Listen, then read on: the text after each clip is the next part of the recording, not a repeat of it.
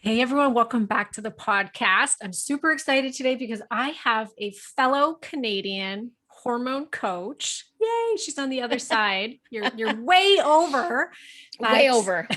but you're Canadian, which it just doesn't happen that often that I get other Canadian doctors on here, or not doctors, practitioners on here. Practitioners, yeah. Yeah, so this is my friend, everybody. This is Giovanna Hi. Capozza. The Very good. Oh my gorgeous. God, you did that really well. It's a mouthful, so thank you. Yeah, I did it. Okay. I was you trying to did. get it pronounced properly before we started, everyone. So that's why I was like, okay, do I get this right? Are you Italian I then? Sounds am. very Yes. Italian. Okay. Very Italian. I know. I sometimes joke and I say it's very Irish, but no, it's Italian. I know. Yes. It's a mouthful, so I get it. Yes. So everyone, this is Giovanna. Giovanna is a functional medicine practitioner trained in holistic functional nutrition, homeopathic medicine, and health sciences, as well as bioenergetic medicine. She is certified with the Board of Professional Holistic Nutritionists and has been teaching faculty members of both the Ontario College of Homeopathic Medicine and the Canadian School of Natural Nutrition. As co-founder of the Blue Hive Health Digital Wellness Center, she continues to teach and see private clients, as well as run programs to support perimenopausal women achieve hormonal balance and vitality. As a professional coach being certified in mind-body therapy, she provides a truly holistic approach to personal development, health coaching, and healing relationship trauma through her programs and her private sessions. She is the author of Healthy, Happy Hormones and the co-host of the Blue Hive Healthcast podcast, which you will all have to check out because if you like my podcast, you're going to like Giovanna's podcast. So welcome, my friend. Thanks for being here. Thank you. God, That I was a sound impressive mouthful. in You writing. do. You sound great. It's like Wow, you've got a who lot of wrote that? stuff. Yeah. Oh my gosh. Well, thank you. Yeah. And I threw a lot of tongue twisters at you. My name, homeopathic medicine. I know you did great. Yes. There's a lot to unpack with just what you are certified to do. So we can maybe just Well, start let's there. dive in. I Let's can't dive wait. in. Yeah. So you being my age, so we're both the same age, we're both going through perimenopause, and you've chosen to work with perimenopausal women as well. I mean, you work with a wide range of people, but that definitely is one of your biggest focus is Yep. working with women that are going through this hormonal transition. And you yourself have had so many struggles in your lifetime. So just let's hear your story of your background of where you're coming from with your weight and your hormones and Mhm. all the things that brought you to where you are today. Yeah. Well, thank you. So I had a clinical practice for 8 years and I was focused on women's health and immunity, like allergies and sensitivities, gut health, things of that nature. And I kind of, after 8 years, I sort of hit the wall with that. I burnt out, as they say. Didn't realize that I was still probably trying to process the grief. My mother had passed away a year before I sort of hit that wall. And I was in a crappy relationship that ended. There was all these things that happened. And so I decided to take a year-long sabbatical. And I knew that I wanted to change the way I practiced. And that year turned into 5 years of me living outside of Canada, living in Australia, living in California. And in that course of time, I got really into, human potential and development and coaching, things of that nature. And so I started coaching. And in that time, or actually just before I moved away, I had gone on a really intense weight loss journey. When my mom was sick and dying, I had put on 40 pounds. And that was 40 pounds addition to a frame that was already probably holding about 40 pounds or 30. So just before I went on sabbatical and left, I had, at that time, it was 60 pounds of weight loss. And it turned into about a 70-pound weight loss. And I did it, doing like a version of keto. I did, what we called now the HCG diet. I did it homeopathically. It was really intense. It was all about deprivation, but I saw results and I was like, I don't care if this is going to not last or make me sick. I just want the weight.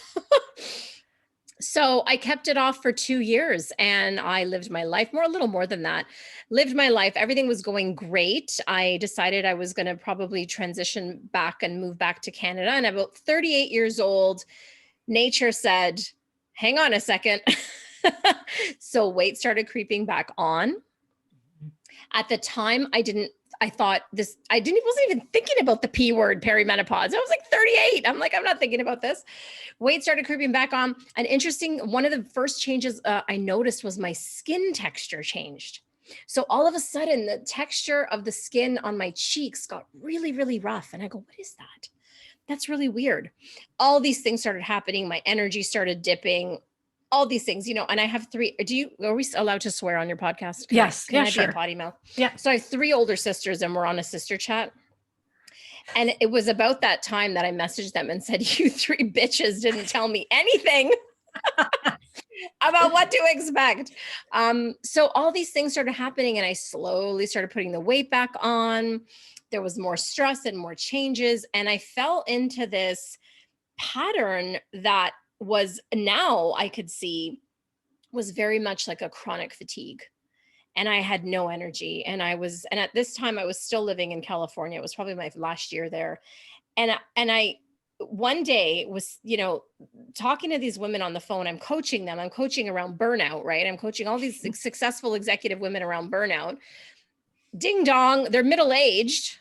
And suddenly it dawns on me, wait a second, this career that I had put behind me as a clinician started talking to me again.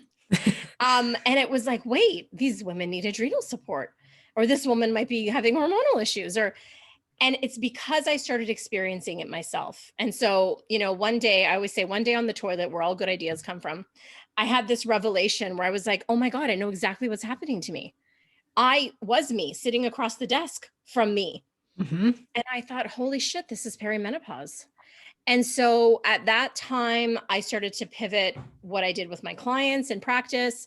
I had to change what I was doing for myself. I had to go see a me, right? I had to go find a practitioner that could help me dive into what was going on. And I started to get some answers, and I started to supplement and start to get my energy back and start to understand what was going on. And then just fast forward from there, when my niece approached me to start a wellness company early 2020, I said, okay, I jumped in with both feet. So I went full circle out of wellness, back into wellness. And that's where I am right now. But when you say you were coaching, what were you coaching people on? I was coaching a lot of women. At the time I was really gearing my focus to women who were like executives, or who were some of them were coaches themselves. They were women entrepreneurs. They were all experiencing this sort of what I would call burnout, right? And a lot of them were afraid to kind of repeat the patterns that got them into burnout to begin with. So there was it was all mindset, right? It was all mindset and breaking down habits, and a lot of women with the not enough syndrome, which when we're suffering from not enoughness, that's when we push ourselves and we burn out. Yeah. So everything's all related, except that I was neglecting that one piece where I was like, wow, I could be really supporting these women with some like adrenal adaptogens or something like that. So, so I was doing a lot of that. And most of them were entrepreneurs. Like I said, some women executives, for some reason, this is interesting. I had a lot of doctors as clients, which I always found really great, because there's so much stress in healthcare, but also interesting because I come from this alternative medicine background. So yeah. And I think, don't you find that most women go I find 38 is this age that I see time and time again with like probably 80% of my clients, where it's like they hit 38 and suddenly things are not quite the same anymore. And people don't relate it to perimenopause because they think that should happen when they're 50, not when they're in their late 30s. But that is the most common age I see. And I'm sure you do too, at 38, right? Yep. Starts at 38. Things start to change. And it's almost like this snowball effect, because it's like these little things and these little things. And then suddenly you're in your 40s, and it's like, what the hell, right? It's like this massive change happens. I just watched Fried Green Tomatoes like last week. Oh, that movie. Oh, yeah. And I realized that movie hit me in a whole different way than it's ever hit me, because of course I'm middle-aged now. Yes. And there's a point in the movie, and she's crying, and she says, I'm too young to be old, and I'm too old to be young. And I was just like, yes, I know how you feel. Me too. Yes, Yeah, exactly. totally. Yeah. And so can you share with us what's going on right now then with your thyroid and your Yeah. testosterone? Should we And go into that for sure? So, I think right, so.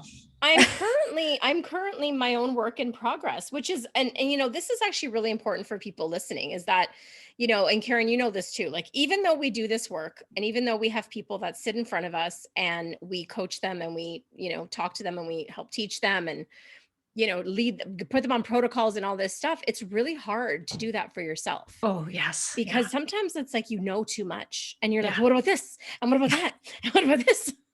Right? Yes. So currently, actually, right now, I'm not doing anything for my thyroid. I'm on a pause with that because my suspicion is that I need some T3 thyroid hormone. Yeah. Because my labs are quote unquote normal, right? For everybody listening, normal is not normal. So I'm sort of in transition right now with practitioners, but I will likely be starting probably T3 to support my thyroid. What I actually realized for myself and for people that I'm working with, but more so because it hits home with me personally, is the amount that stress has to do with weight gain Mhm. and weight loss and the inability to do so or the resistance to it. And it's something like for my life, just being a high achiever and kind of a go-getter, I've always been like pish posh stress. Yeah. Everybody Yeah. gets stress. Yeah. Right. But now I'm actually seeing it. I'm seeing it in my blood work. I'm seeing it in my Dutch tests. I'm seeing it in my labs.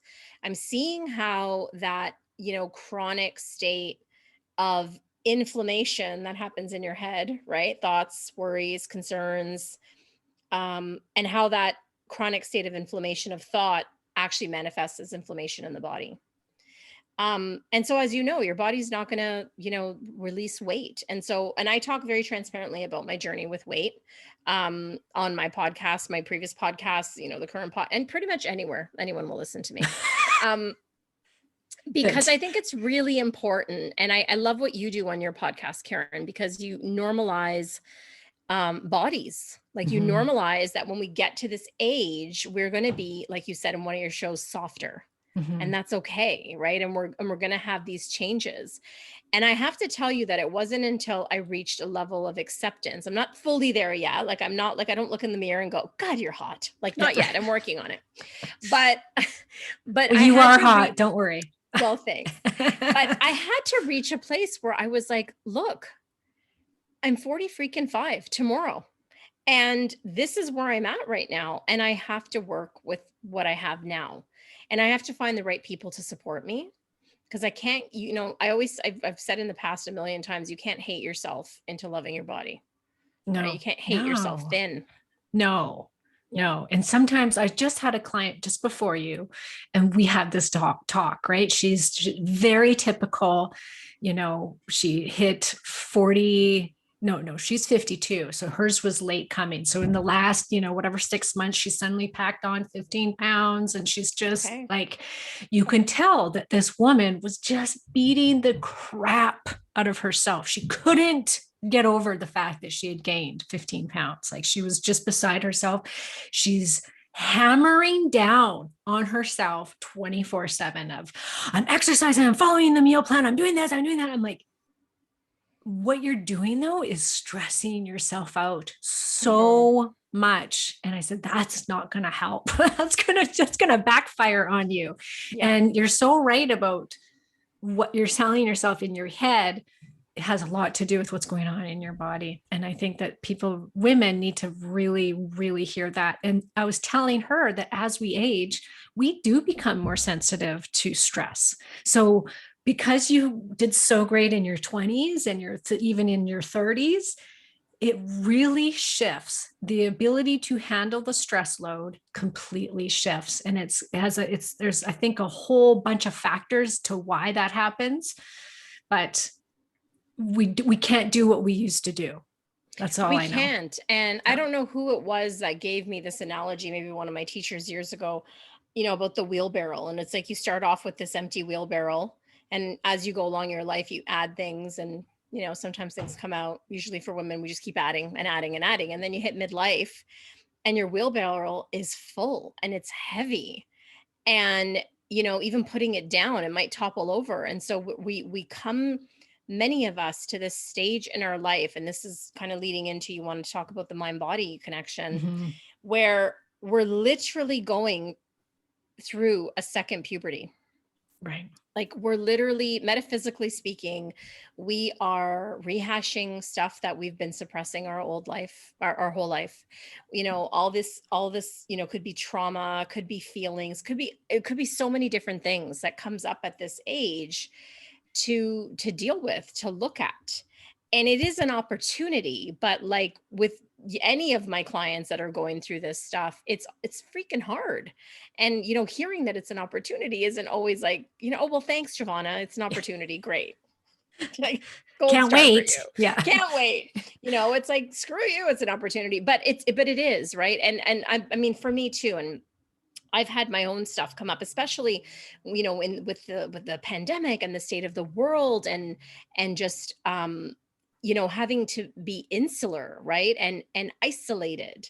We've really taken a lot of distraction off of our plates. And so without the distraction, you really have to deal with Mm. yourself. And, you talk about this client, that you just mentioned, a lot of like our self-loathing and self-hate, right, comes up, especially around our bodies. And why don't we, Mhm. and even if you're not someone that's dealing with your weight, but like, why don't I look young anymore? And like my wrinkles, and we're so It's attached really to this, hard. yeah, to this physical body. And I think as women, especially at this time, we're really being called into something greater. And it's just so important that we don't get stuck in the muck, Yeah. And right? that we realize that our worth is not our looks. Yeah. It's a huge wake-up call at this It's a age. huge one. And if you're not getting coaching or therapy and you're listening to this, please go get coaching or therapy, because it's so true. And like, I have a therapist myself, I work with a therapist and a coach, because, stuff comes up and you need the support. You need someone to help navigate you through that, because, like, and I'm sure you see this all the time, Karen, like, you can give all the perfect protocols and all the perfect dietary changes and all the goodness, right? And you have all the information, and yet somebody's not achieving the results, or they're not doing what they have to do. And there's a reason for that. There's a mental, emotional reason for why you're not. Yeah. Yeah. Have you ever watched the movie The Shift by Wayne Dyer? I have, yeah. I Yeah, have a I couple always tell times. women in perimenopause, please go watch this. You can watch it completely free on YouTube. You just YouTube, like, search in the search engine, Wayne Dyer, The Shift. And it's this Yeah. kind of cheesy film for sure, but it's so great because he talks about these different shifts that we go through in our lifetime and at different ages, and where our priorities are, and how when we get to this age, we're not only going, like you said, through another puberty, but in the opposite way. So we're losing our hormones, which makes us different people, Hmm. but we're also going through a major life shift where our priorities completely change. So women can get very unsettled if they don't understand what's happening in their brain and in their body. And like you said, getting a coach can really help with this transition to embrace it more, because if we look outside ourselves, we're just being told what to eat, how to exercise, and what we should look like, which is Right. perfect. Well, and this takes me back to the question you asked me earlier, because that's for, like, I would say the first half of my career, even though I learned alternative medicine, I was very much compartmentalizing the body and the stuff to do with the body. And then in the second half, I was in the mind, right? I was just only coaching. And I mean, it took me to dive deep into both of those to really come out the other end and say, this is more than just one or the other, right? And this is why Blue Hive, right? It's a mind body dedicated practice, or clinic, because if you don't address the body, you can't heal the mind, and vice versa. And most of the stuff starts in the mind, as you know. Mhm, So it's mhm, really, really big to mhm. support all of that. Yeah, when that's why I asked you, like, what were you coaching on? Because to me it just all sounded perfectly laid out, because it was like you had to go down that clinical practice, and then you went to the mind, and now you're combining both. And so that's Yeah. where I was kind of going with that, was Yeah, absolutely. Absolutely. getting Well, because both. and that's what was happening, is exact these women going through this other puberty. And I reached the point where it's like, working, yes, the mental shifts and supporting them with their mental health in that way was beneficial, but they needed other support. So yeah, you kind of have to do everything simultaneously. You cannot compartmentalize the body and the mind as separate things. You have to be addressing them both simultaneously. I think too, like with our North American ways, we love quick fix. And I'm sure you know, majority of women that come to you and to me, they're looking for the quick fix. Like it blows my mind how many women, even though I talk about it constantly on my podcast and they know all of this by now, they're still got that tunnel vision of what diet do I do, Karen? What exercise program do I do? Because what pill do I take? What pill do I take? It's what's most simple for them. And we want simple, we want quick fix. We don't want to work on the mind. So well, heck, me too, right? If somebody came up to me right now and said, listen, Giovanna, there's this pill, and if you take it, you're going to have your body from when you were 36 and you're going to be just feeling great. I'd be like, I'll take 5, you know? Yeah. Yes. Everybody would do that. Let's be real. We all would, for sure. So for a lot of people, when they hear the word, even mind-body connection, they immediately go, oh, that's woo-woo, you guys. Yeah. Don't even bother with that. Like, I'm fine. I'm mentally fine. What does that have to do with me going through perimenopause or menopause? So give us some examples of what you're even talking about when you say mind-body connection. What are you talking about? Yeah. That we have to, how is it that our mind is connected to the body? And what are we doing with our mind? Well, the most basic one to illustrate that, and it was the World Health Organization had this on their website and it's still on there. You got to dig through all the COVID stuff now, but it's still on there, and research shows, and I think we had this as a meme a few days ago. We posted it on the Instagram for Blue Hive. 90% of all illness, we know illness and disease comes from stress. This is researched. So when we talk about stress, I'm so stressed. Oh, I was so stressed. Yesterday I was so stressed. Well, what is stress? If you actually just peel back that word stress, it's usually fear, right? Like stress is just a really kind of cool way of saying I don't want to say I'm afraid. But when we say I'm stressed, that's fear. Fear of the future, fear of something happening, worrying about the past, right? Yeah. So stress, we know research shows that stress causes 90% of all illness and disease. That right there is a mind-body connection, right? Stress is in your mind. Unless we're back in the day where we're being chased by that actual saber-toothed tiger, most of the stress that we experience now, unless, heaven forbid, we live in a war-torn country, is perceived stress.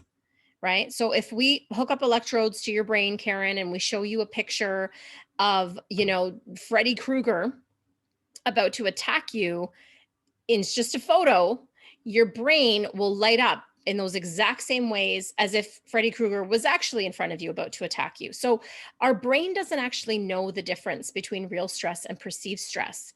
It starts engaging all those mechanisms, right? It slows down the digestion, right? Because you don't need to be digesting food when you're stressed. It slows down the digestion. It increases blood flow to the extremities. It gets you ready to fight, flight, or freeze, right?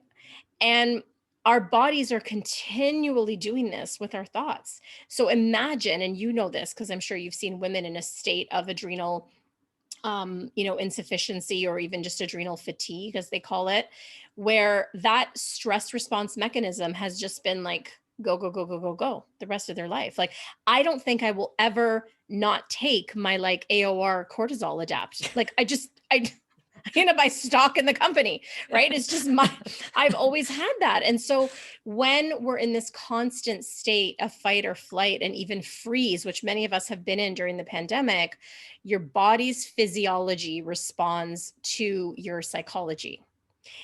Studies now show that if you experience childhood trauma, that you will struggle with some form of chronic illness when you're older. Could be obesity. It could be chronic fatigue. It could be fibromyalgia. It could be any of those things.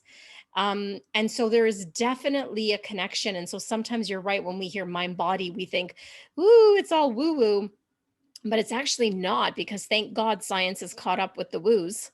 Yeah. And we now know that this is actually linked. And so people that live with a healthy state of mind, who are more at peace, who practice mindfulness meditation, we now see all the science backing up that, wow, they have less heart disease, their blood pressure is lower, et cetera, et cetera, et cetera. Yes, absolutely.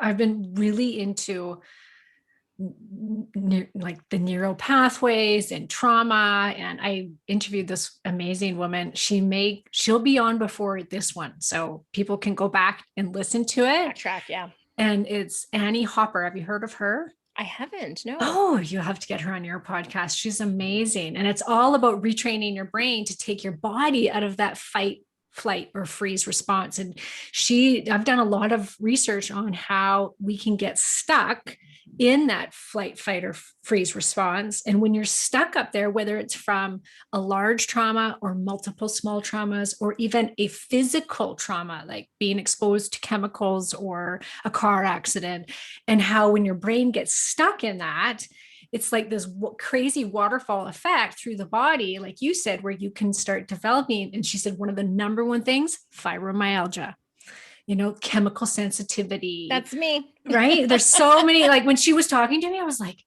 that's me. That's Yep. me. That's me. I actually ended up taking the course that she offers, and it's taught me so much. And my sister's taking it as well. And she said to me the other day, she said, what I've realized, she said, if our brain, and this is what you were just talking about, if our brain, when we're thinking about something, can't distinguish between it actually happening and us just thinking about it happening, like everybody really get that, what she said. So if you're sitting there thinking that Freddy Krueger is chasing you down, your body will react as though it's actually happening. Mm-hmm. So take this down to a smaller scale. If you spend your day beating yourself up for how you look, imagining that fight with your partner over and over again, or some sort of conversation you might have to have with your boss, and you're going to ruminate about it, your body's cortisol is going to go up, your adrenaline is going to go up. And my sister was saying, she's like, geez, I just realized like how many places that in my life where I'm creating this stress response out of just imagination. She's like, even just the shows she was watching. She was like, I'm watching all these like murder mystery shows on Netflix. And she's like, I would realize I'd come away tense and like, and then she's like, your body's thinking you're going through this. And I was like, yes. Mm-hmm. And what can happen? I was talking to my brother-in-law just a few weeks ago about this. Well, not just him. We were kind of together with a couple of the family members, more than a few weeks ago. But, and we were saying this, and he's like, I find it relaxing to watch the news before bed. I check in and what's going on. And I was like, really? And he's like, yeah, it doesn't bug me. I go to sleep and I sleep okay. And I'm thinking, but it's gotta be in the back of your mind that like, I mean, if you just saw like a generic news story, maybe not. But if you saw something that actually impacted you, like we just had a local tragedy here. This teenage boy was speeding through a subdivision, lost control, and killed a brother and a sister in the driveway. Like, I'm sorry. I saw that on the news. I had to turn it off. I was like just it affects you, right? It's like this mom and dad, they lost both their babies in one fell swoop. Like that affects you. I can't turn that off and then be like, all right, I'm going to bed now. Like, so we have to watch what we're putting in, because our mind is powerful, right? And you asked me, I think before we started recording, if I had a doctorate, and I do. I forgot to tell you, I have a doctorate in beating myself up. I have a PhD in beating myself up. Yes. I am my own worst enemy. I am the hardest on myself. And it is a constant work in motion. And when I forget, I have my partner who tells me to stop talking about my beloved that way, but it's hard. And most of us are like that, right? Like, yes. I know I'm not alone in that club. No. And I think it's so good that you and I can admit to feeling that way. Like, just because we talk about it, preach about it, and this is what we do for a living, doesn't mean we have it figured out. Because it's a constant struggle. To learn. Yes, exactly. Yep. And I struggle with it. That's something that in the last year, I've just really, same as you, like just focused on that acceptance part and just going, okay, this is where things are at now, and I'm going to do what I can to support myself. And so let's talk about some just good action tips for, okay, they're listening to us. They're like, okay, I've got the hormones figured out. I've got the right supplements. I'm on the right diet. I'm exercising, but I'm stuck. And I'm stuck up here in the mind. And you know that you're stressing yourself out and you have these toxic thoughts. What are some things that people can do to become more aware of these thoughts and to change them? Great question. So first of all, realize that your brain is actually programmed to be on a negative bias, right? And this is not because, it's trying to kill us and it's trying to make us depressed. It's because literally when we were cave people, if we weren't always looking for the danger around the corner, right? If we weren't always anticipating that something might happen, we wouldn't be here right now, right? So this is like an evolutionary thing. Our brain has a negative bias. Now, when we know that, that's almost the first step of like, okay, I can let myself off the hook, right? A little bit, let yourself off the hook. That's the first part, is understand that your brain's going to naturally go there. So now what do we do? Now we know that part. Now we have to just become hyper aware. One of my teachers used to say to me, you've got to watch your mind like a hawk. And I would say do this for like a week. And I'm only giving you a week because if you tried to do it longer right off the bat, you'd probably, say, forget it. This is exhausting, because it is. When you have to constantly be aware of what you're thinking in any given moment, it's really, really exhausting. A lot of times, because our thoughts are like a runaway train, we don't actually catch it until it's way down the track. But what will happen is you will experience that stressful thought somatically. In other words, you will suddenly be like, oh, I don't feel so good. Like, what just happened here? It's like, let me rewind the tape. So I always use the rewind the tape with my clients. Rewind the tape. Well, rewind the tape. I was feeling great up until I was at the grocery store. And then suddenly I left the grocery store and I started feeling icky and my body was not feeling right. Rewind the tape. Oh, that lady cut me off. She gave me a dirty look. I started thinking that she must be judging me. I started thinking, and so that's how you rewind the tape and catch yourself and go back in time, really, to where it happened. When you go back in time, believe it or not, your brain is this pliable, right? When you go back in time and you're able to catch when it happened, you can also reverse the effects. In other words, you can say to yourself, oh, well, I'm sure she didn't realize that she gave me that look. She's probably having a bad day. I'm sure it was nothing. And I'm going to choose to not make a judgment about that. Sometimes that's all it takes, right? Other times we have to break the pattern of habitual thinking, right? I'm someone that has a habitual thought process in my head. I know what it is. I have to constantly break it. And the way you break it is by a pattern interrupt. Right. So if you're sitting there and you're ruminating about something like, oh my God, Karen put me on a protocol and she told me to eat this and I'm taking these supplements and it's like a day and a half later and I didn't lose 40 pounds and I don't know what's happening. Yeah. And like, you're really on this. Stop. Notice that you're doing that without judging yourself. Right. Curiosity is like your best friend when you're doing any kind of work on yourself. Oh, isn't that interesting? I'm playing that same tune again. I know that tune. I've played it a million times before, and choose to do something different. It could literally be physically do something different. So if you're on the couch and you're worried about something and you can't stop the thought, because sometimes our thoughts are so invasive, you can't stop them. Yeah. Literally get up, call a friend. Go do something else, go wash the dishes, go mow the lawn, go do something different, because we have to actually continually break the pattern. Habitual thought patterns create a neural net in the brain. And unless you disconnect that wiring by constantly interrupting it, it's going to keep firing it. Like Joe Dispenza says, neurons that fire together wire together, right? Yeah. So if you're always firing the same thought together, you're creating this neural net that's keeping you stuck. Right. Yeah. And so it doesn't matter what amazing, hormone protocol I put my clients on or what they're doing with their diet. If they have this, like, this is too hard and I can't, and, I don't think it's going to change for me. And, you've got to believe it first for it to work. Even Noom, that popular app that's advertised everywhere. I signed up for them because I was curious. I wanted to know how they approach the psychology. And the very first thing that they said was, you have to believe that this is going to work for you. Right. because whether you do or whether you don't, you're going to be right. Right. And it's that same type of thing. Yeah. Last tip I would say, and it kind of goes along with, like, changing and doing something else, is to change your actual physiology, right? So if everybody right now listening suddenly hunched over and, they rolled their shoulders and they look down, suddenly without realizing it, you start to feel really depressed. And that's because your physiology is depressed.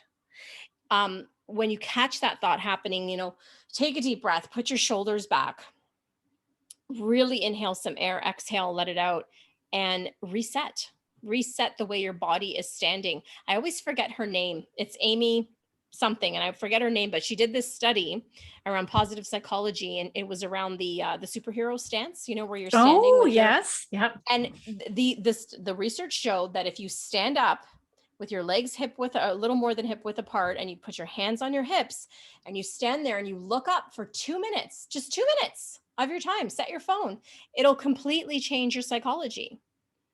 And all you've done is change your physiology in there. Right. So little things like that. And then obviously work with someone who can catch you. Like I have to work with a therapist because I can't see my blind spots. I can't see, like she'll say something to me and I'm like, oh God, I just said that to one of my clients this morning. And she's like, well, now I'm so telling you. true. It's like, damn it. Right. So yeah. Sometimes I'll just say to myself, okay, what would I tell a client that came to me with this problem? And then I'll be like, okay, great. Now I know what to do with myself. Exactly. Let's carry I on. used to train other coaches, and I used to say to them, my rule of thumb is if I've said it twice to 2 different clients, the same thing, and I'm about to even almost do it a third time, that advice is for me. Right. Like that coaching tip is for me. Like if I'm saying that same thing to like more than one client, I'm like, chances are it's for me. So I try to pay attention to that now. I like that. I'm going to do that myself because there are things that I do repeat constantly that I don't apply to myself, but that I'm a full believer in. So there you go. Yep. Yes. And do you have any examples of just clients where you saw them make these shifts and it helped them with their hormones? That's such a good question. Like specifically like on their labs, if it changed their hormones? No, just I guess just their whole, like if they came to you and they were doing, like we were talking before, like they were doing the diet, their supplements, and they were still stuck. Like, do you have, or even like a made up example of how this can shift? Yeah.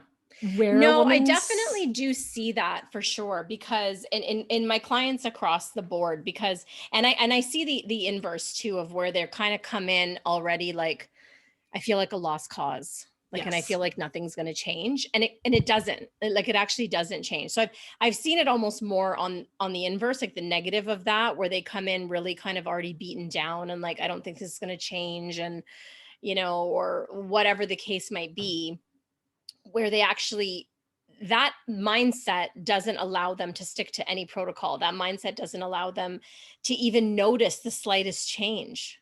It's like, well, you were B deficient and we put B's in, and it's like 2 weeks later and it's like, oh yeah, I know I did notice my energy change, but this part's still really bad. Right. Right. And so that kind of thing. And of course, I guess, it's funny. I've always paid attention to how it is on the negative, but if we flip it, I mean, all my clients that are seeing more improved sleep and more improved energy, like all of them, as you start to see those improvements, they want to continue. And those do tend to be the ones that are like, something's got to give, something has to change. I'm ready for this. And that's kind of across the board though, Karen. Like even when I was only strictly coaching, it was the same thing. If a coaching client came in and, let's say we were doing some relationship stuff or work stuff, and they had a negative mindset coming in that I just couldn't budge, it's very, very difficult. Like I can't force somebody to change that, right? I can guide them and lead them, but ultimately, if you're convinced that you're not going to change, then you won't, right? Yeah. So I think that's kind of across the board when we see that. And the biggest change I think I noticed that correlates to attitude and positivity is energy. So there's nothing that beats down your energy more than your own mindset. Right? Like, we can give them all the B vitamins and all the adrenal adaptogens and all the, bioidenticals and all the stuff. Right? and it will start to make, it'll nudge, right? It'll start to make a difference. But if there's like a lot of stress, like in homeopathy, we call it an obstacle to cure, right? An obstacle to cure could be your environment. It could be that you're in an abusive relationship. It could be that you're living next to a chemical plant. But an obstacle to cure is very often in our own minds, right? And so I do see that when that's there, and things, I can see things changing physiologically, right? Of But course. they're not really feeling it yet because their energy is still so depressed by their mindset. Yeah, I think a lot of people don't realize that they have the ability to change their thoughts. I think that we think that we're stuck where we are at with our personality, with how our brain runs. Yeah, And that couldn't be farther from the truth. The brain is plastic, which means it's yeah, malleable. You can change it. And so if there's something that you're not happy with in your life, whether that's your health, your weight, whatever, you got to change it up here first in order for it to resonate down in the body, or else you can only go so far. I really believe that. I always, 100%. before my practice, I did body work for 17 years. And Wow. I know that the mind body connection is real. Like I would see people that, had this, mindset about relationships or their body or whatever it was, and working on their body, how it would change their personality. And then we would get rid of these things, this illness and pain from their body, because we've released the emotional part of it. And it was just like 100%. 100%. They were so intertwined. And I just think you can't do one without the other. We really have to watch our thoughts. We have to watch what's coming in, and we have to be open to changing that. And like you said, just being excited about it. I don't think there's anything worse than a bad attitude for getting poor results. You're going to get poor Yeah. results if you go into something going, oh, I've been on 500 different programs and nothing's working. And I just, blah, blah. If you've got that attitude, or Totally. this is going to be so hard, then it's going to be hard. Like you got to get excited about it. You got to get excited to feel better and to heal your system. True. And I look at, the weight that started coming back on for me in perimenopause, and trying to trying to do the things I did in the past to get it off. Now they weren't working for multiple reasons. It wasn't working because I was in perimenopause and my hormones were messed and I didn't know about it. But it wasn't also working because it was too taxing for my body. And instead of me actually stepping back from that and being kinder to myself, right? I got more aggressive with trying to, and this is where women get into yo-yo dieting and stuff like that. And I definitely see with the weight that I've put on, in the last, I would say, few years, has 150% been stress related. 150%. And what's the stress, right? It's up here, it's in your mind. And that's the only way I'm going to reverse it, right? Like I know this, like I know that I have to first set the mind. In fact, when I lost 70 pounds before, I would have never lost that 70 pounds. I would have never stuck to a protocol if I didn't do tons of therapy and coaching and NLP and hypnosis. Like I did so many things to prep my mindset before I could stick to any protocols. And that is so true even now. Like the work that I'm doing now for myself is prepping my mindset, because if I start going back to do what I've always done, right? Definition of insanity, right? Repeat the same thing, expect a different result. And so really for everyone listening here that's like stuck, medically, physically, mentally in something, is look for a different way. Look for another solution, because what you've done before isn't going to work, right? Yeah. Yeah. And it's what I find really interesting too, is I've heard a lot of like the real big wigs, like the top notch doctors that are out there that, have, the 2-year waiting list, they're on the top podcasts, etc. I have heard so many of them, like the Ben Greenfield, Chris Kresser, Dr. Dietrich Klinghardt. There's a number of them that all talk now that about when they see their patient, these chronically ill patients that cannot get better, no matter what they test them for, what they're throwing at them, the ones that don't heal are the ones that haven't addressed the mind. Yep. Yeah. 100%. Amazing. Yeah. Yep. And so when you work with people, obviously you take all of these into consideration. And what else do you do? Do you work with homeopathy with perimenopausal women? It depends on the person. Like I really start off with where they're at, right? And so some people come in and they're not yet ready to go into the mental stuff, right? And Yeah. that's okay. Part of what we created with Blue Hive Health is we have a team of psychotherapists and, practitioners and energy therapists and you name it, right? To address those things.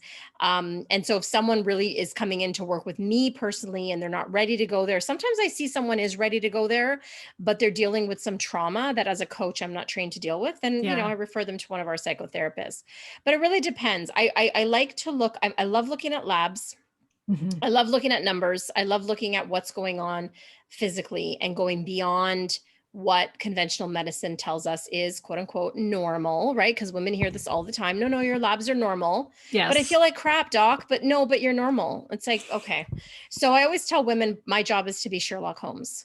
So I start with wherever they are at. So if they're not ready yet to deal with the mental emotional stuff, or if it's, let's say it's too big, we start with what's going on with them physically. What are they feeling? I always start with the basics: energy, sleep, hydration.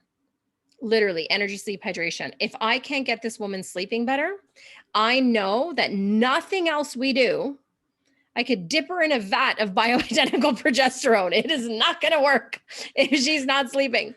So Yeah. I tend to work on sleep first. Energy levels, et cetera. And then, diving deeper into labs, et cetera. And, I'm really, because I've been doing this for so long, I could hear when someone's going to need more of the mindset stuff, right? Or whether, they're good with where they're at, right? Some women are just like, I just admire so many of these women that come and they've been fine their whole life. They've had no symptoms and it's just getting into perimenopause, right? And I love that because, I can tweak and make small changes and it's so rewarding for me because it's like, wow, they feel amazing. Yeah. Whereas other people come and there's more complicated things going on, right? Like maybe they've had estrogen dominance their whole life, like I have. Maybe they've had underlying PCOS that nobody's caught, So it just depends on the woman. I do find as soon as I hear someone express curiosity about going deeper, they do see better results, right? Because now we're having, I call it a physical session and a mental session, right? Like we kind of parse them out, but we're doing everything together. Yeah, I love that. I think it's so key. And like you said, you start where people are ready to start at. And sometimes you need to get the hormones in balance to be Yes, able to work on your mind because totally. if you're prone to anxiety or depression because you have no estrogen or progesterone, it's going to be really hard to be like, oh, I'm just going to be a positive thinker when I Yeah. feel Or like if a you're bag of crap. exhausted and you're Yeah. not sleeping and you're just having all these weird cravings, like, and I'm like, okay, let's work on your, mindset and processing, some stuff. I'm too tired for that. Like, screw off. So yeah, it just depends on where the person's at and what's happening. Yeah. Awesome. Okay. So where can people find you? Let's talk about Ooh, that. I am so everywhere. I I'm know you I'm I'm are. everywhere. Okay. So you can find me personally at wellwoman.ca and Giovanna_Capozza on the Instagrams. I'm also at wellwoman.health on the TikTok, which has been quite fun for Oh, me have lately. you? I have not explored I TikTok. the kids got me into it and I've been having fun with it. So I'm there. And if you want to look into Canada's first digital wellness center, which is Blue Hive Health, that's my baby. That's exciting. That's at bluehivehealth.com. And of course, our podcast is called the Blue Hive Healthcast. And it's pretty much everywhere you listen to podcasts. Why blue? What's Blue Hive? What does that signify? Oh, Why I that love name? that. Well, blue is just a color that represents serenity and healing. And the hive is because we wanted to create a collective of people that are healing. And so what we've created is something where we have mind body programs that we've curated with multiple practitioners that all share a patient file. And so they're all working together on one patient. And so there's the patient at the center and this, hive of busy bees working all to support that client. Often if you go to a multidisciplinary clinic, everybody's working kind of in a silo right? Like you can see the Yeah. massage therapist and you can see this person. And we wanted to create something that was more comprehensive, where the practitioners were really working together for one purpose. And so, yeah, if you come and have one of our signature programs, if you buy one of those, you have multiple practitioners that are all working together on your one file, on your one case, and leading you through a program. I really feel like that's where medicine's going more and more and more. Like we of course see it with functional medicine, but even with most functional medicine practitioners, they're not incorporating that mind body connection yet and the Yeah. different things. But I really feel like that's where we're going, because things are so much more complicated now in our environment, and that we really need to look at it from this holistic point of view. 100%. And you're so right. Even in functional medicine and alternative medicine, we do this. We learn our little niche, and we say, let's say we work with hormones, or we work with the gut, or like I'm a naturopath and I do Yeah. this, but we don't actually go further. We're still very compartmentalized. And that's why the Hive, we wanted to bring it all together. Yeah, I love that. I'm going to link to it, everyone, in the show notes, so you can go check it out. I love it. And I love Yay. you. You're fantastic. So thank you so Oh, much for so are coming on you. the show. And I'm going to have you back.